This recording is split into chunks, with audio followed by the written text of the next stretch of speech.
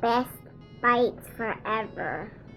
Hey everyone, I'm Chef Alicia, and in this video you'll learn how to make this acorn squash stuffed with sausage, kale, and mushrooms. I'm going to get started here by cutting my acorn squash into half. So for this particular purpose, I'm not cutting it into perfect halves because one half of this I'm going to roast with brown sugar and garlic, and the other half I'm going to stuff. So the bigger half is going to give me a nice big area to stuff here.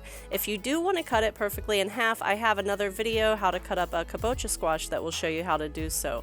Remove the seeds, and now we're going to put some goodness on here. So in this bowl I have 2 teaspoons of minced garlic, a tablespoon of lemon zest, a half a teaspoon of kosher salt, and about 2 tablespoons of olive oil. I'm going to mix that together really well, and then I'm going to put it into my squash. Then I just want to use my hands to kind of rub it around so that the whole thing is covered with the flavorings. I want to make sure to spread the flavor all over the squash.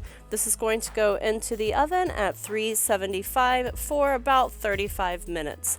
Meanwhile, here I have 1 pound of mild Italian sausage. I'm only going to use a half a pound of this for the recipe, but I did want to render the fat out of it, so I'm just going to remove a half of a pound and use that for another purpose. I have only partially cooked this sausage at this point because I don't want to overcook it. Next, I'm adding in 1 shallot along with 1 teaspoon of garlic, and I'm going to cook that around just for a couple of minutes before I add in some mushrooms. Here I have 4 ounces of brown mushrooms, and I just sliced them up and obviously washed them first. I'm going to cook this around until my mushrooms cook down a little bit, and then I'm going to begin adding in some kale. I'm obviously not measuring this. I'm going to add in 4 big handfuls to start. It's just kind of what I feel like eating tonight kind of thing, and this kale is in a bag. It's pre-washed and pre-chopped, which is super convenient for this.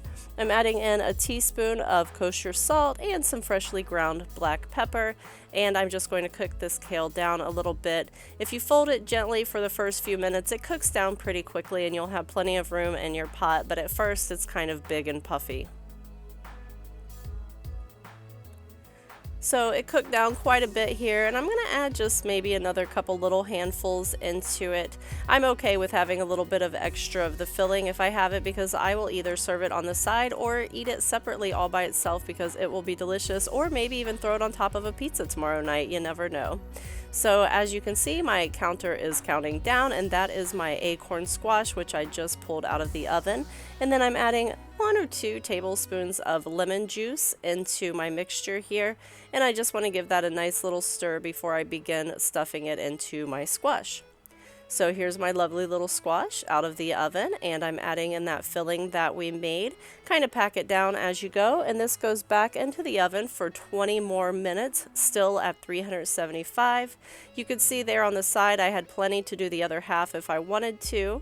I'm adding a little bit of Parmesan cheese and some toasted pine nuts, which is going to be completely lovely, and here it is.